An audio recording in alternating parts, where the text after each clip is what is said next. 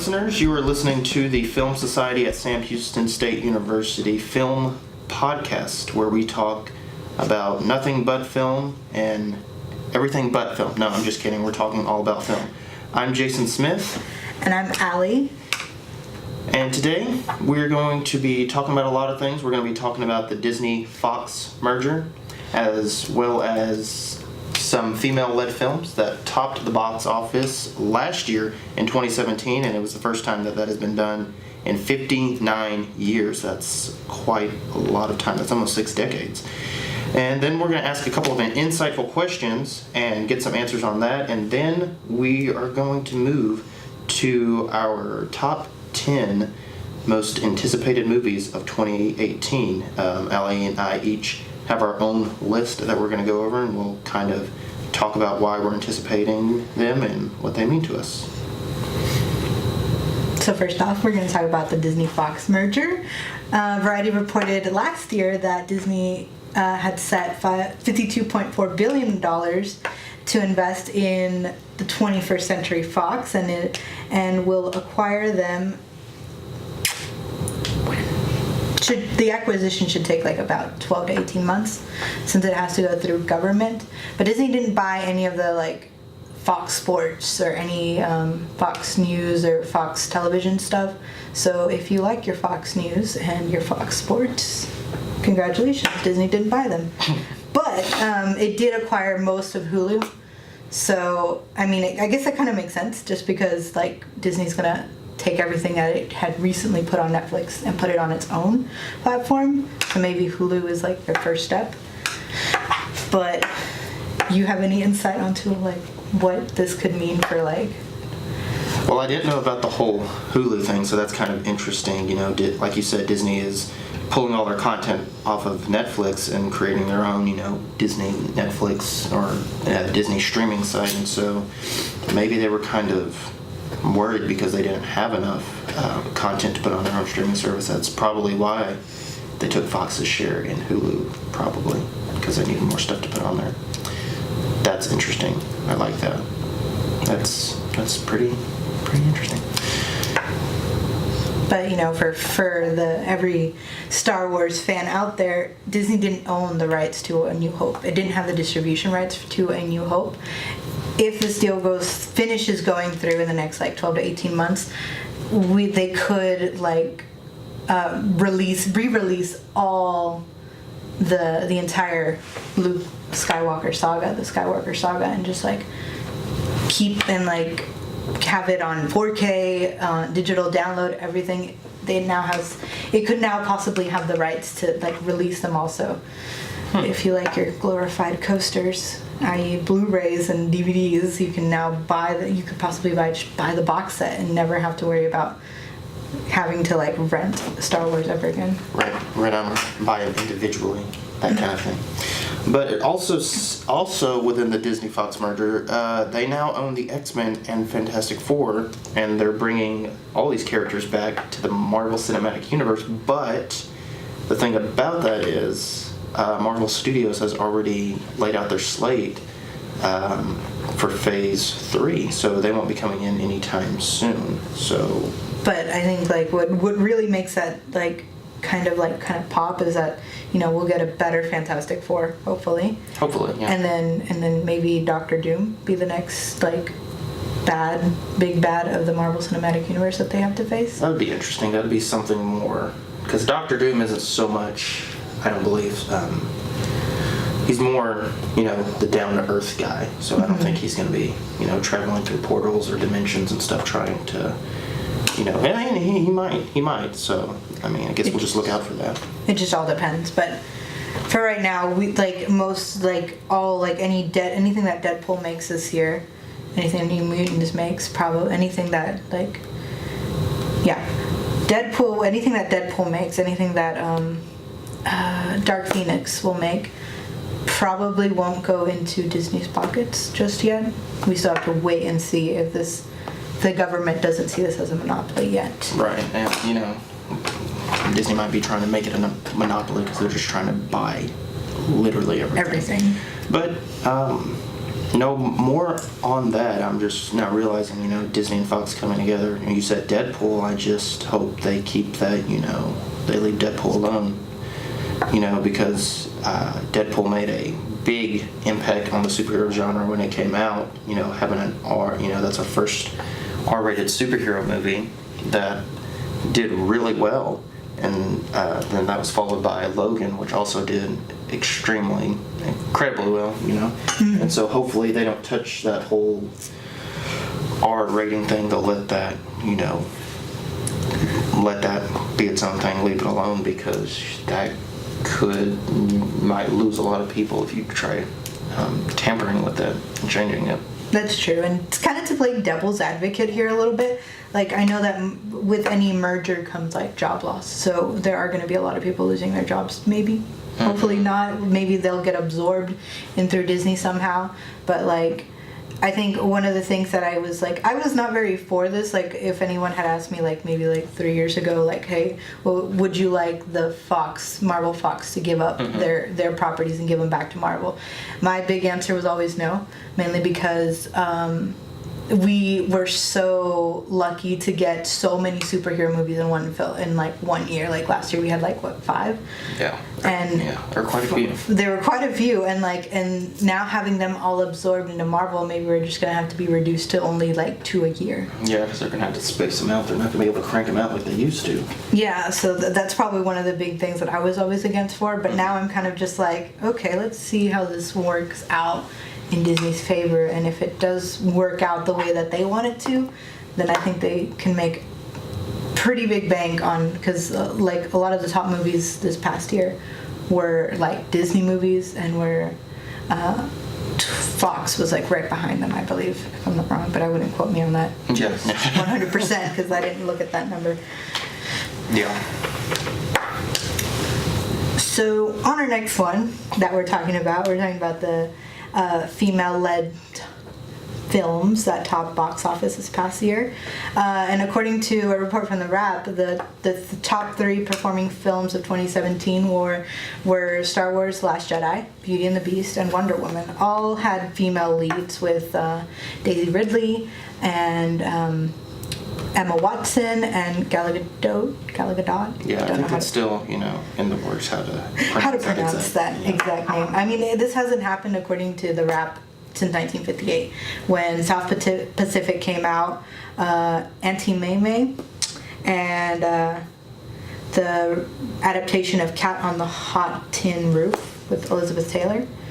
I mean, that's pretty interesting, that the fact that it's taken, like you said earlier, it's almost 6 decades for them to figure out that female-led movies will make money, not superheroes, because Belle wasn't a superhero. Right. But yeah, and it's just, it's good that's happening now, I think, because of everything that's going on. It's, I think what's going on, out in the world has a heavy impact on these movies have had an impact on what's happening now, and what's happening now has had an impact on these movies. Everyone going out to see them and showing, that women can take the lead and do just as good as men can do. And I just hope, that gap closes. They're talking. We got Captain Marvel coming out next year, and then they're in the talks of a Black Widow standalone movie, as well as a Batgirl movie in the DCEU. So hopefully this is the striking of the match to something that will hopefully explode into something bigger in that area for female-led movies. I mean, it kind of did surprise me to see this, but at the same time, because I myself work at a movie theater, I saw a lot of little girls. I started working around the time Wonder Woman came out, and I went back for Christmas and saw a lot of little girls just walking around as Rey, with their Rey buns, and and dressed up as Leia too, as General Leia. And then I saw a lot of little girls going to go see Wonder Woman, and that was actually pretty impactful. I even took my littlest sister, to see Wonder Woman, and she was 5, I believe, like if I remember correctly, she was 5. So I didn't think that the movie made that much of an impact on her. But then later when Halloween rolled around, she was like, I want to be Wonder Woman. And that was actually a surprise. And then my mom sent me a picture of her in her Wonder Woman costume, and she did the Wonder Woman pose. And I didn't think she remembered that, but it did make an impact. It's the impact that it's making on the little girls is actually something that like kind of blows my mind just Right, a little bit. that's something that's really cool to see because it's just really cool to see. That's really cool to see. Okay, so I found this insightful question on the internet, as you do when you have nothing to do and you're a college student and you're just bored out of your head and you just want Roaming something the to do. internet at 3 o'clock in the morning. Yep. Yep, instead of doing the project you were supposed to do earlier that day. But I found this question and I thought it was something that we could discuss.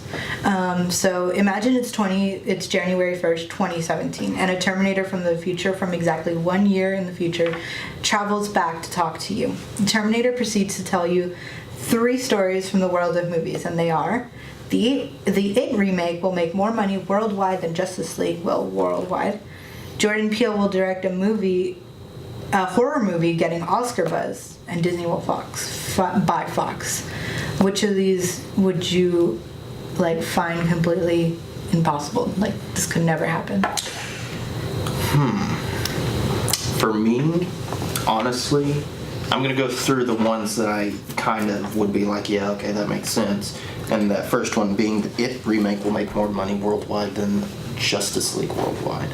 The thing about that is, I don't know what the DCEU is up to over there. I think they're trying too hard to play Marvel's game, and it's just not working out. They're just cranking stuff out, and it's gotten to the point where the quality is absolute, if you don't mind me saying, garbage.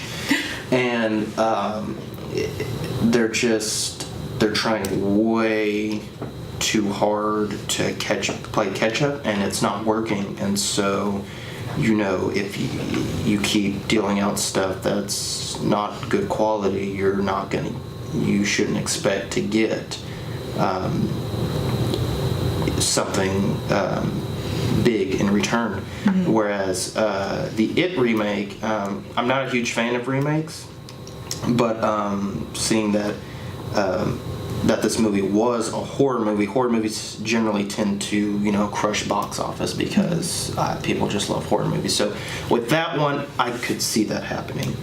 The next one I could see happening would be the Disney buying Fox, because Disney's just buying everything at this point. They bought Star Wars right before this and absorbed that. So them buying Fox, it didn't surprise me at all, especially with the whole and then buying Marvel also, and then Spider-Man still being a Sony character, and they're still trying to work that out. So Disney buying Fox, when it really didn't surprise me either. The one that did surprise me was a horror movie getting any kind of Oscar buzz. Seeing that throughout all these years, the Academy has been more focused on reenactments of stuff happening in history. You have the Post and Spotlight and stuff like that, and then they like movies that are about Hollywood, La La Land, and even Birdman wasn't so much about Hollywood, but it still had to do with theater, and I think that played a role in that getting a lot of buzz. But they're more focused on stuff like that. I don't think they're so much focused on actual imaginative, really creative stories anymore. So this one getting the Oscar buzz that it's getting is really surprising to me. And I haven't seen Get Out yet. So, but just like from a just average standpoint, like I said, a horror movie because you're not going to get an Insidious movie getting Oscar buzz. You're not going to get any other horror movie getting any kind of buzz. So this one getting the attention that it's getting is really surprising to me. Okay, so for me, I think the Disney Fox was probably the most like credible, just because like it's Disney, it can do whatever it wants. It buys whatever it wants, and it can basically it crushes its own box office. It beat its records last year, I believe. It just topped its own records, and I think this year it topped it again. So like Disney's only competition is Disney. Right. So that was basically kind of very credible for me, at least. Jordan Peele directing a horror movie that gets Oscar buzz. That one was believable for me just because of the fact that like I knew what Jordan Peele was capable of. I thought I was the only one who hadn't seen it yet, but I'd seen parts of it just like from doing theater checks and stuff. Right. But like I didn't expect there to be such a big reaction. Yeah. But I did believe that like even the older crowd, which are like the 67-year-olds who vote for the Oscars, we're gonna be surprised by that movie. So I did find that believable that it would get at least some Oscar buzz. I thought it was gonna get snubbed, but it didn't. So that was actually like had the question had been phrased that would it get Oscar snubbed, I would have said yeah, that's totally believable. Yeah. But it said Oscar buzz, so that's what I'm going for. Yeah. But the It remake making more money than Justice League worldwide was probably the most surprising to me, and probably the one that I wouldn't believe, just because it's Justice League. It's the oldest like group of heroes ever. Like it's older than the Avengers themselves. So I would have been like, people are gonna rush out to see this movie. Jason Momoa off the tails of Aquaman, like that was gonna be like a big thing. He's probably one of the ones who's most hyped for his own movie. And then introducing Ezra Miller as the Flash, I thought that was going to be a big selling point. Just from seeing the Comic-Con trailer alone, I was excited for it too. And then I had known that the It remake was coming, but they were like, it's going to be rated R. It's going to be unlike the first one, the original. I was thinking, I don't know how many people can go see a rated R movie. It limits its audience very, very much. So, and then also, It worldwide is not probably not as well known. Like, at least in my opinion, I didn't think it would be that well known to like across the world. And I thought Justice League had more fan power behind it. And even though it was riding off the back of Batman vs Superman at the time, because this was before Wonder Woman itself, I still had faith that Wonder Woman was going to come out and be on top, just because of all the passion that was behind with Patty Jenkins and everyone. I believed in it more, so I knew that it was going to be, at least I thought it was going to be better than it was. But then reports started coming out, and then that's when I started to doubt it just a little bit. But that was when it was coming closer to the date of release, and that's when I started kind of like losing faith that this would all go downhill. Right, and like it just got to the point for me, like I knew going in, because I'm honestly not a fan of Zack Snyder and what he's been doing, and so going in, I knew it wasn't going to be. I knew not to have high expectations for it. And so I already knew in my heart of hearts, I'm going to see this because I grew up with this, but at the same time, I'm not going to hope for anything spectacular. So literally when I went in, I mean, that opening shot, I mean, for those of you that's seen it, it's just like, yeah, this is not going to work. So knowing that in 2017, after seeing Batman vs. Superman and knowing what the DCEU was doing and what Zack was capable of, I just knew that I would have been like, okay, yeah, the It remake will probably, bank more than Justice League. But I understand what you're saying, though. There's been so much built up about seeing Justice League on the big screen, live action, and so I understand where that's coming from. But like, just I don't know. I have no idea what they're doing.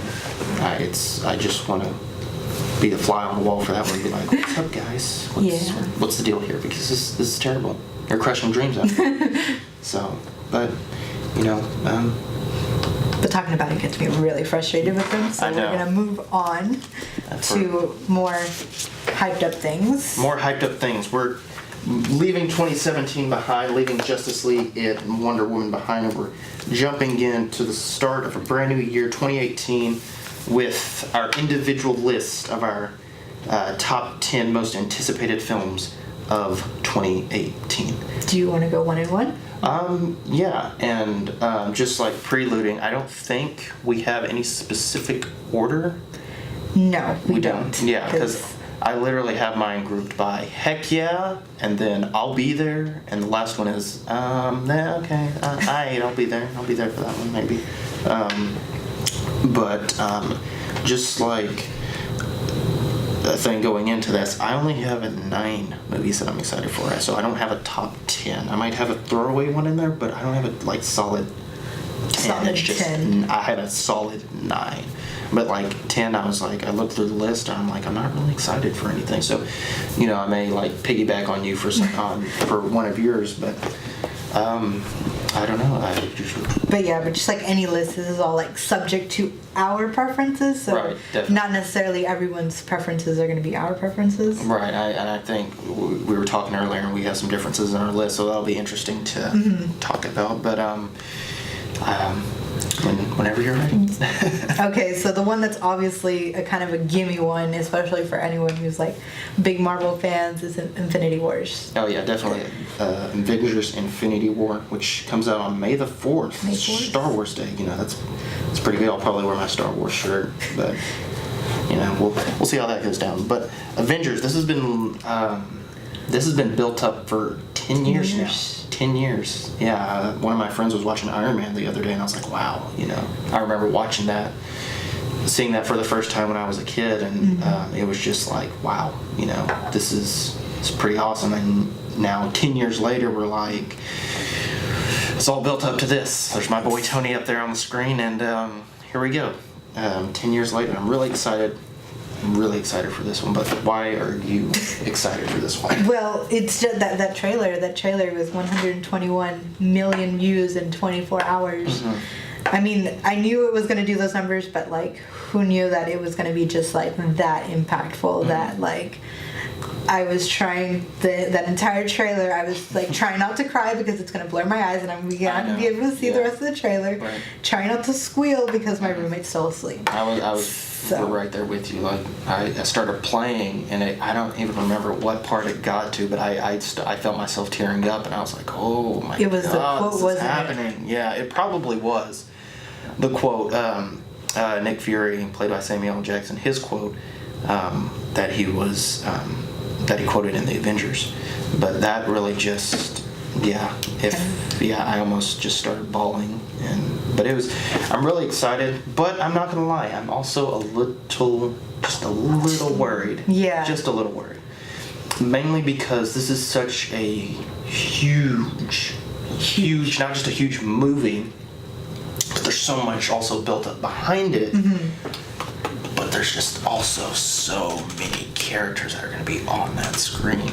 Like, I was looking at the cast list, and I'm like, still scrolling through it. I'm like, you know, where's the end at? And but of course the Russo brothers are directing it and doing it, so I have hope that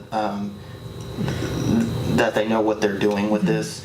But I'm mainly worried about balance of characters and stories in this movie, as well as the character Thanos himself. Because Marvel has had a habit of having just throwaway villains. And I understand that this is a big movie, so that shouldn't be a problem. And, but that's what I'm kind of most just worried about. Like, I've had stress dreams about this movie. I wake up in a cold sweat, and I'm like, oh my gosh, I don't want this movie to be bad. But that's what I'm worried about. Balance of characters. Just a little worried about balance of characters, and Thanos possibly being a throwaway villain. Like, I mean, that's definitely one of... It's probably on top of everyone's minds, just because, you know, like you said, echoing some of your own sentiments, is that throwaway villains, like, you can argue that Loki's probably the best one. My follow-up to that would be, like, Red Skull, maybe. And it's actually very interesting. I'm excited to see how they use the stones, like, especially the Time Stone. A lot of set pictures coming out with them, like, going back in time, possibly, because Cap's in his old uniform. And I'm, like, speculating already, but, like, I can't say that I'm not like hyped for this movie because I am. Oh, definitely. I'm waiting for those tickets to go on sale advance like right now. I'm probably going to have to wait in line for those, but Right, I'll be there opening night, hopefully. But no, you were saying what was it? Oh, now I know I have the worry. We were talking about the worries, but what I'm most excited for about this movie is not the Avengers that are on Earth, but I'm excited for the Guardians of the Galaxy coming back to Earth. Because, you know, the leader, Star-Lord Peter Quill, has been gone for 30-some-odd years, and for him to come back with all of this happening, I think I'm most excited for that. Not just for them coming back to Earth, but in my honest opinion, I think the Guardians will have more beef with Thanos than anything. They have, you know, Gamora and Nebula and even Drax that are, they have a more personal vendetta against Thanos that I'm really excited to see, because the people on Earth are like, oh no, another alien invasion, whereas the Guardians are like,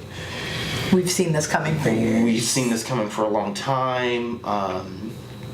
You know, I think some stuff is going, I have a feeling some things are going to happen with the Guardians and Thanos that are going to affect a lot of things. That's right, the rest of them. I'm most excited for those stories being told than I am. Don't get me wrong, I have my love for the Earth Avengers. Yeah. But at the same time, you know, I've come to like the Guardians a lot, and they have more to deal with when it comes to Thanos, so I'm excited to see how that plays out in this movie. That's true, and there's probably a lot more on Earth than there are like in space, so they're probably a smaller bunch. Right. Okay, but yeah, like you said, that's on my list. That's the definite one that I am like extremely excited for. My next one is Black Panther, another Marvel movie. I'm excited for is Black Panther because, well, first off, we have an all black cast for a superhero movie, and I think from the posters I've seen and everything, there's only like two white guys. We only have two white guys, and that's Martin Freeman and Andy Serkis, who are both very, very great. But for something like Black Panther, this is a black superhero, this is a black comic, you know, movie. And I think that's going to be kind of what you said with the women-led films. We're going to have, this is black, and how that affected, you know, girls. I think this is going to affect not just young black boys, but this will affect black girls, black women, black men all together. I think, honestly, and that's something that's going to be really exciting to see, because for me, being biracial, I've had, you know, Spider-Man, I had Han Solo, I had Luke Skywalker, and so seeing this, and this is going to be I'm very excited to see this, very excited. Because, you know, we saw Falcon come up in Winter Soldier, and of course we've seen Nick Fury, but like seeing something like Black Panther, where it's just I think it's going to be very interesting to see. A lot of build up behind it, and I'm ready to see how it plays out. Turns out on the big screen. Yeah, Black Panther didn't make my list, probably because it's not really geared toward my demographic. But at the same time, I can see the hype. I see it a lot, and it's actually very exciting. I want to see it, but it just didn't make my list. But I understand how much like of an impact it's gonna make on people of color and of any color. Just to see a minority up on screen with a bunch of other minorities is something really, really big. And I just it didn't make my list. I don't know why, and I cannot defend it, but I know that the soundtrack is going to be killer because Kendrick Lamar is doing it.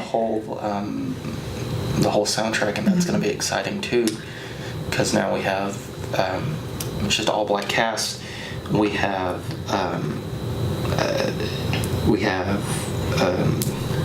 black director. a rapper doing a black rapper doing the whole studio album. So studio album, and then even the score.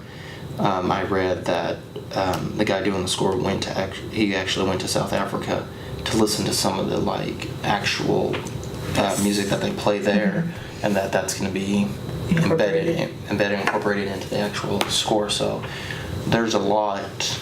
I'm just excited. I can't express how excited I am. I'm really excited to see this. So Yeah, but the one that did make my list was Incredibles 2. Oh yeah. I think most people are going to notice that the fact that my first couple are all Disney, but I'm just such a huge Disney fan that The Incredibles, like, this was probably one of 2 superhero films that my mom actually let me watch as a child. It was The Incredibles and the second Spider-Man were the ones that I actually saw in theaters. Right. So The Incredibles 2, we have been waiting for 13 years to see Yeah, this. it's been waiting a long time. And they just released a synopsis, and it's supposed to be very interesting because Helen is supposed to be is leaving Jack and Dash and Violet with Bob, and they have to deal with, like we saw in the teaser, him getting powers. And we don't know exactly what his powers will land on because he's still a baby and he's full of potential, which is why he turns into all these like kinds of exploding fire and whatnot. But just very excited for it. I really connected. Like, this was probably the best Fantastic Four that we'll ever get. Right. Until, we get some kind of confirmation from Marvel that they'll do Fantastic Four again. But Incredibles 2, June 15. Oh yeah, I'll be there for that. I remember seeing that on my birthday, and for some reason I was so set on seeing Lemony Snicket, a series of unfortunate events. They were like, no, we're going to see Incredibles. I was like, ah. But then afterwards I'm like, yeah, it's probably good that we saw that. And like what it ended on was just like, okay, here we go. And they've said that they're going to pick up right where they left off. So I'm really excited to see where that goes.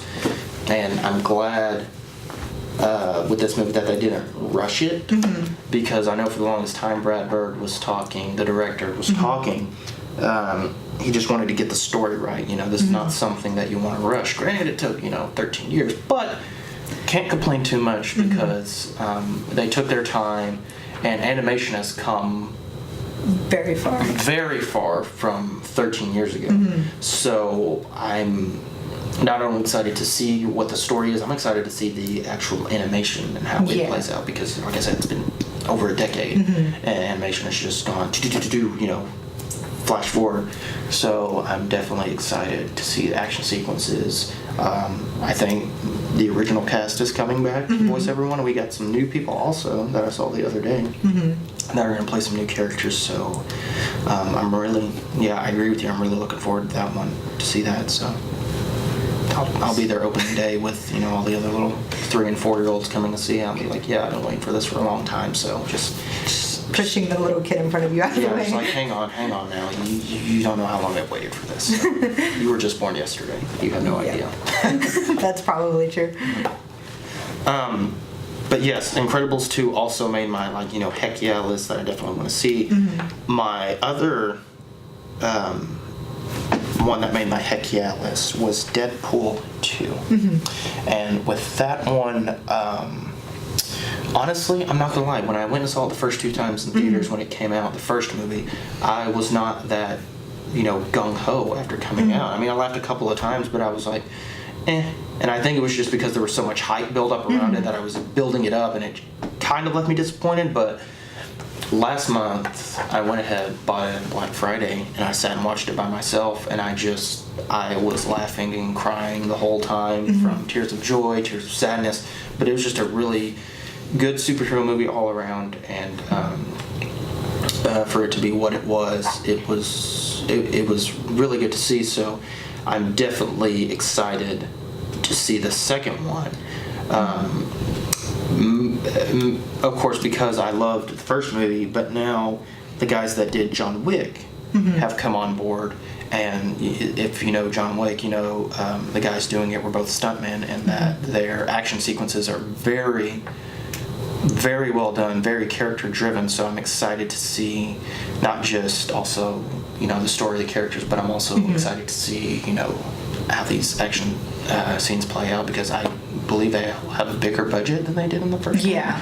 So that'll be very very nice action superhero to see on the screen. But like Deadpool was just like a surprise for everyone, just because like no one thought that a movie coming out in February could make as much as it did that year. It crushed Valentine's Day. Right. And it's because it got pushed up, I think the hype could be even more real. Yeah, because I mean that's 2 superhero movies in 1 month. That's because it follows 2 weeks after Avengers.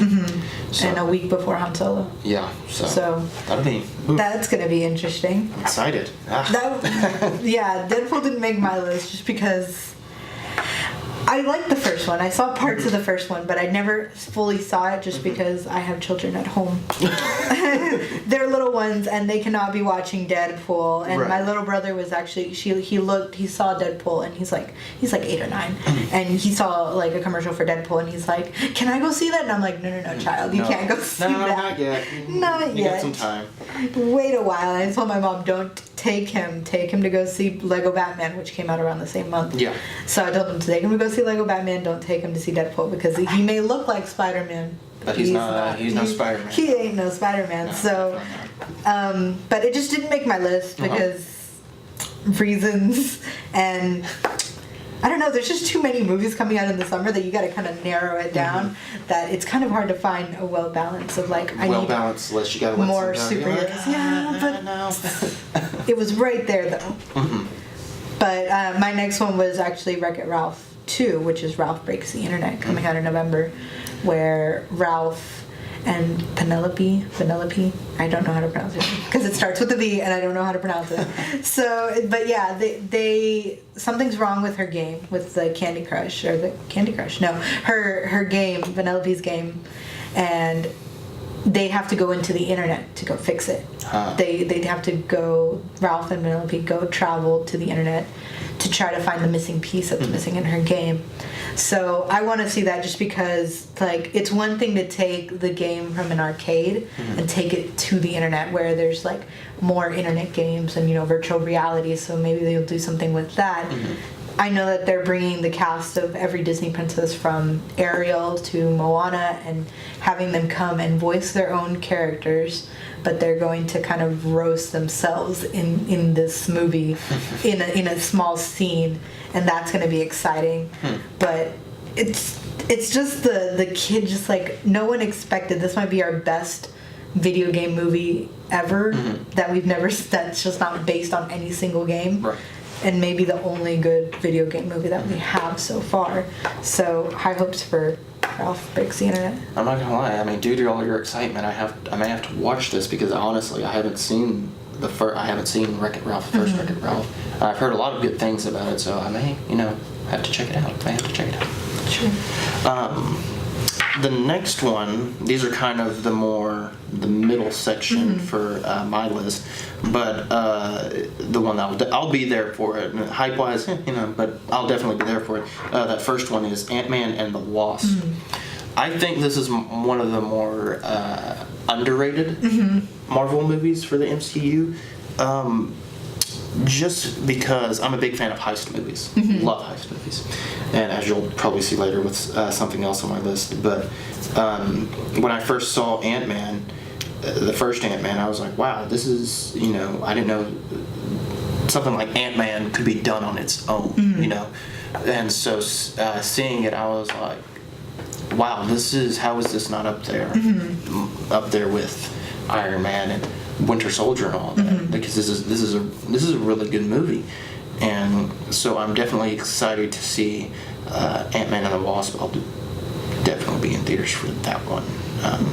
Yeah, that actually made that was actually further down. You're like one ahead of me, but yeah, Ant-Man and the Wasp did make my list. I just really am excited for the entire cast to come back, well, most of the cast to come back, Paul Rudd, Michael Douglas, Evangeline Lilly, and Michael Pena to come back and reprise their roles. When they released the title for this movie, I was a little worried because anything with "and the" always trips me off. It's like Batman and the Robin, Batman and Robin. So I'm just like, yeah, but at the same time I'm excited because it's going to be with the Wasp. Like, Wasp will be this in the same par as Ant-Man himself. But like the character I'm most excited to see back is actually none of the cast. It's just I'm excited to see Luis back, which is played by Michael Pena. Oh yeah. Because he does like I don't like influencing Mexican stereotypes, but that stereotype in particular, the way that he tells his stories, or the way that he talks to Paul Rudd's character, I just love how he imitated a friend of his. He was imitating a childhood friend of his, and I was like, that is perfect, because I just love how he sounded.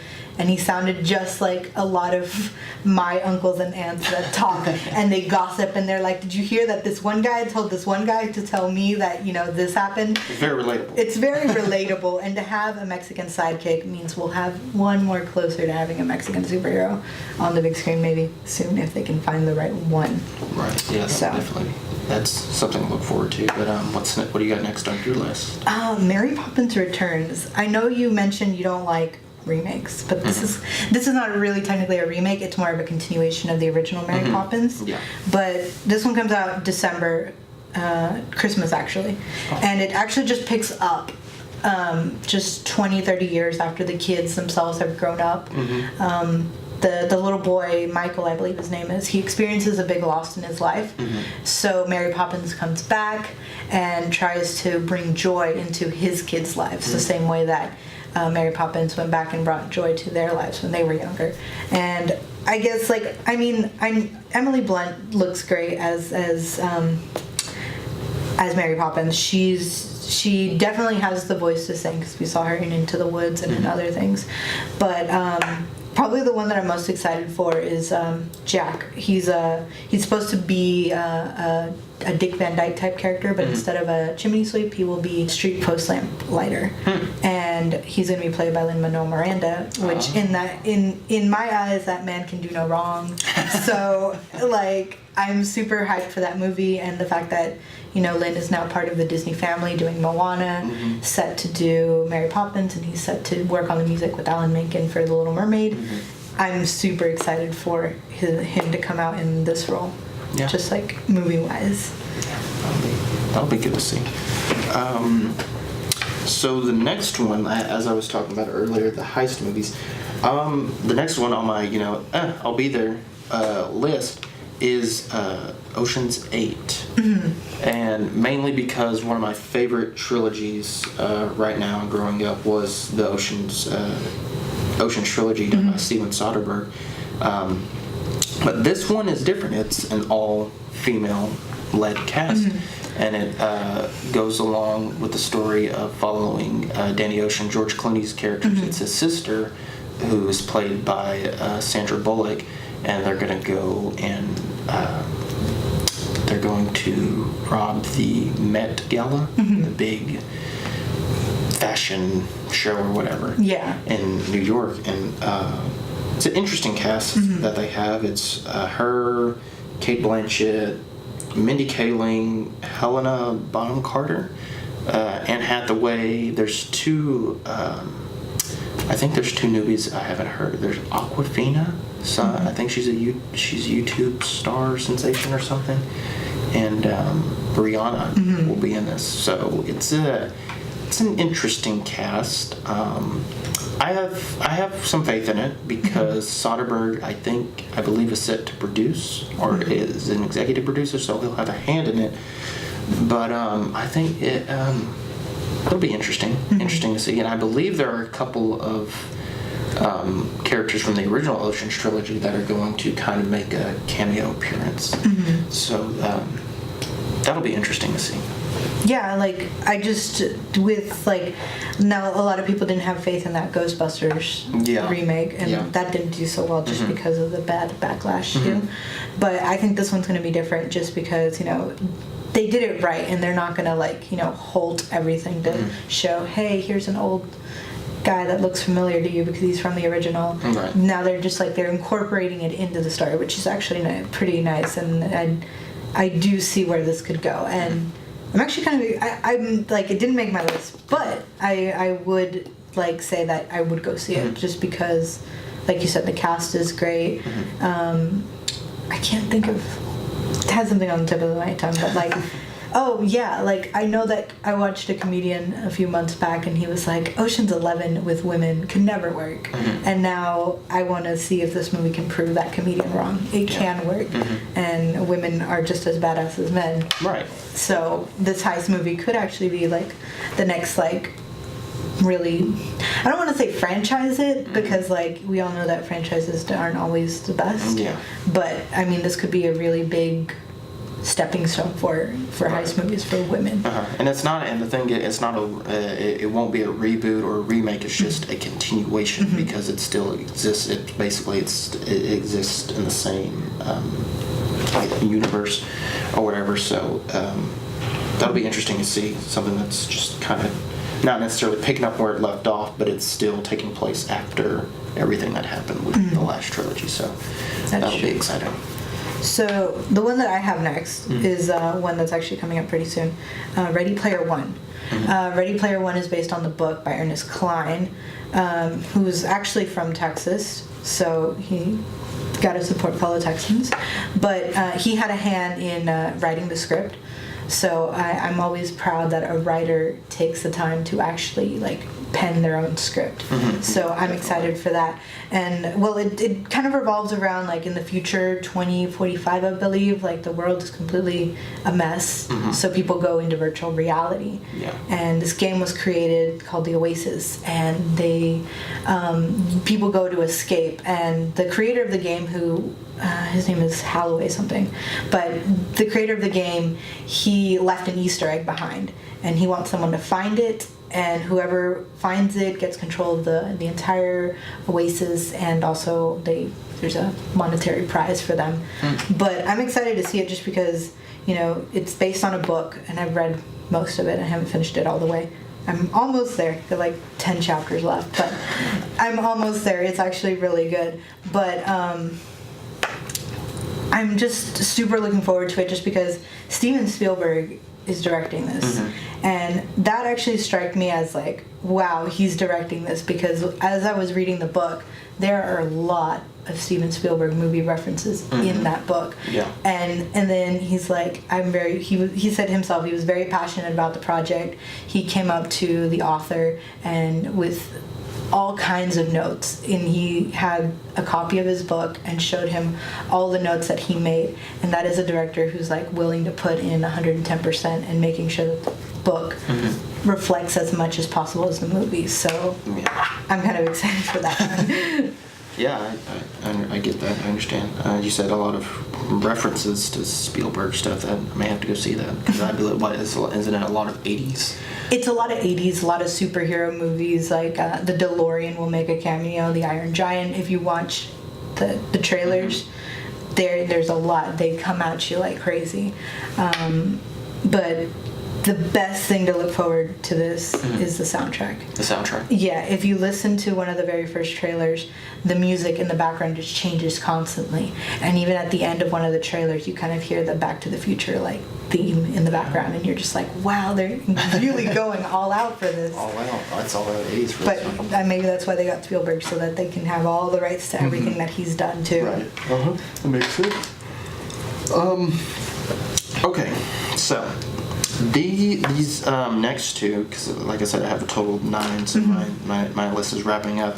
But this next one is it's different, because it's something I just jumped onto a couple of months ago, and I still haven't seen the first of this. I guess trilogy kind of.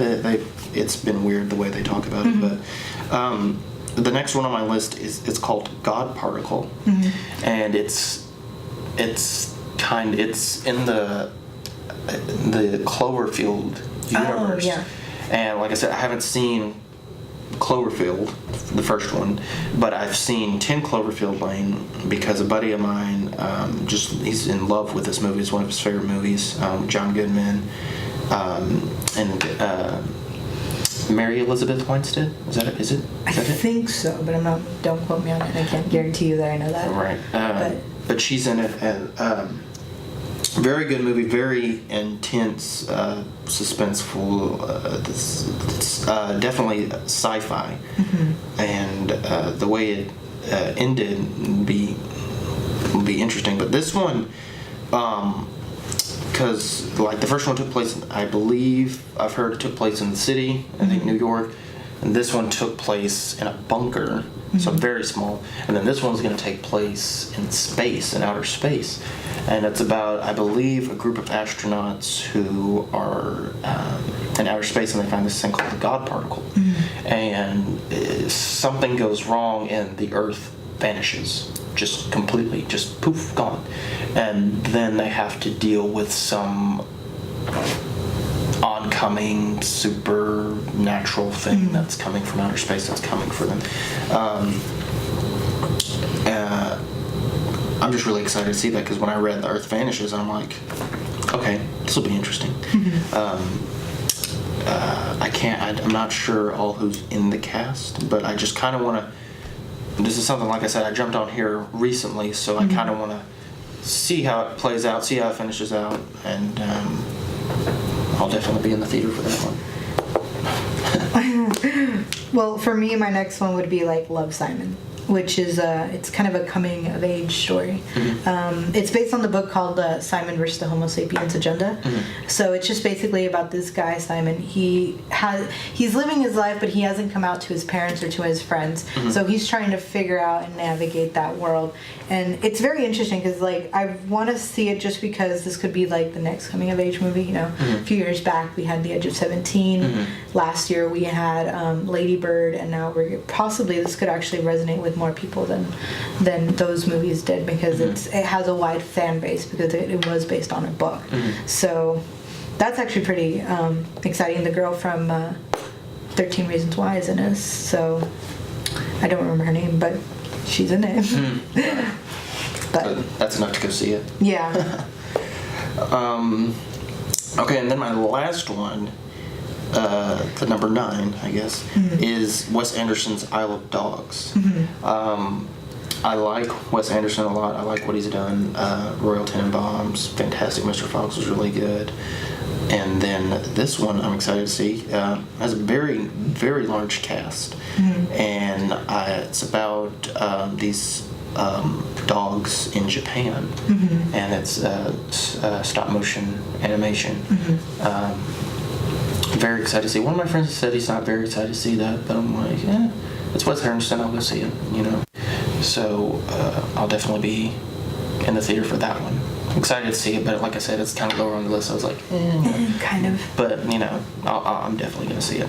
But yeah, like anything with dogs, like is automatically probably gonna have like me interested. Right. But it's just, it didn't make my list. It's a very tight list for me, at least. But because I do have 10, I'm gonna like list them off. So next one is gonna be A Star Is Born. This one has Bradley Cooper writing, directing, and starring in the role. He's a country singer who finds a talented singer, and he realizes that most of his life is gone, and now he's trying to help this singer who's played by Lady Gaga, actually. So this is her first like movie debut.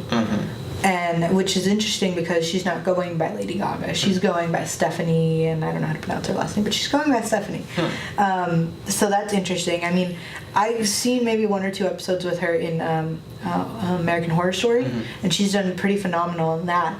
And she's been able to turn her whole like old persona around. And just like hearing from her latest album, Joanne, how much of a voice she really does have.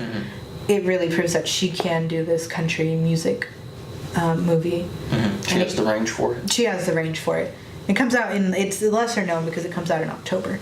So this could go either way. This could be a surprise, or it could just like be a blip on everyone's radar. That is an interesting duo, Bradley Cooper and Lady Gaga. But the next one would be Bohemian Rhapsody, the biopic for Queen. The Queen biopic. Also coming out during Christmas. Smart move. Just Rami Malek. If you've seen iRobot, you know that what he's really capable of. It's just very interesting. Like there's a lot of like maybe kind of like bad publicity around it because the director kind of like didn't come back from the Thanksgiving break, so then they fired him and they had to get someone else. Yeah. And I'm also interested in to see how, like, if this is going to be more of a Queen biopic or is it going to be more of a Freddie Mercury biopic kind of a thing. And also, like, the soundtrack's going to be killer just because it's going to have all the Queen music in the background. Yeah. But my 10th and final one was kind of like a sure, maybe. I mean, I just needed a 10th movie to fit in this spot. But Soldano, which is Sicario 2. Sicario 2 Soldano is what it's called. And it kind of follows the two characters from the first Sicario. And I've seen Sicario recently, and it really just brings to light the drug cartel. It paints it in a picture that it really doesn't, like, the cinematography wise, like, just everything is so, it's brutal and it hits you, but it's there for a reason. It's there to tell you, hey, everything is just as bad as you hear down in Mexico. And this has the two characters, Josh Brolin, I believe, and Guillermo del Toro, returning in their roles, and they're trying to stop terrorism still coming in from Mexico to the U.S. But I'm looking forward to it just because it surprised me because it comes out in June. And the last one, I believe, came out in, like, September, October, like towards the later months, because it got Oscar consideration and it did win for something, I believe, but I don't remember exactly what. But other than that, those were my movies. But I had a few runner-ups just because I had such a tight list. But Mary Queen of Scots is just about, I'm like fascinated with anything that takes place in the UK and anything with Great Britain and anything with the Crown. So I'm excited for this one just because Margot Robbie will be playing Queen Elizabeth. Mary Queen of Scots, I don't know who plays her yet, but I know that it's supposed to revolve around Mary, who's Queen Elizabeth's cousin, wants to take her down off the throne and she wants to rule England. But then Queen Elizabeth stops her and gets her executed and exiled. Wow. So that's pretty dark for some like family troubles. The next two kind of coincide because it's Spider-Man related. Venom and Spider-Man into the Spider Universe, the animated one where they're bringing Miles Morales into this whole thing, which is exciting because, like, you know, multiple Spider-Man. This could be like them trying to introduce the audience to, hey, there is more than one Spider-Man out there. And maybe this could work out and they could introduce Miles Morales in the MCU for real. And then with Venom, I think they're trying to create their own universe. Yeah, that's what I've heard. Sony's trying to create their own Spider Universe type thing. And they're coming out with all these villain-led movies. And I'm like, that's kind of... Like they're trying to assemble the Sinister Six, I think. Yeah. And that's something to look forward to, but at the same time I was kind of skeptical because at first they said we're not having any mention of Tom Holland's Spider-Man in the movie. And then just recently they were like, we take that back. We are having him. Yeah. But not as Spider-Man. We're having him as Peter Parker. So that's one to look forward. That was one that I just wanted to know more about because it's rated R. So the Venom movie is rated R? So they're going really hard, and hopefully it's a hard R. If they're going for R, they should probably take it as far as they can possibly can. The Venom character is very violent. He's very dark. I mean, it's not just, you know, Black Spider-Man. There's more to it. So that's gonna be interesting because just a standalone villain movie. That's just I don't know.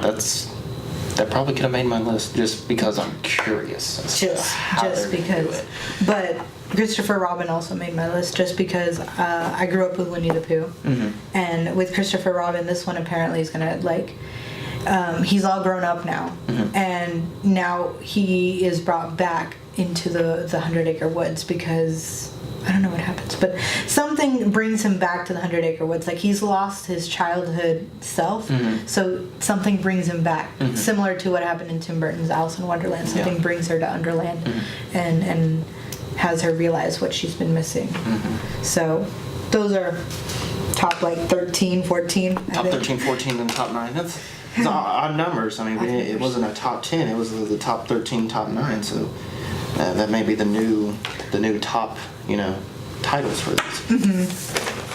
But there's still so much more out there. Like, I still have like Oh, yeah, 5 or 6 more on here. Creed 2 was like so close on my list, but Yeah. I didn't put it in there just because I'm like, I'm not sure. Yeah. Don't know where to put you. Um, And I'm pretty sure there's a lot of just indie movies, independent movies in general that haven't been, you know, surfaced yet. So that's what I'm excited to see. Mostly, you know, see what comes out from the more independent Yeah, I mean, studios. most of them right now are either at Sundance, going to South by Southwest, going to Cannes. So we'll probably get more in the coming months about what's happening there.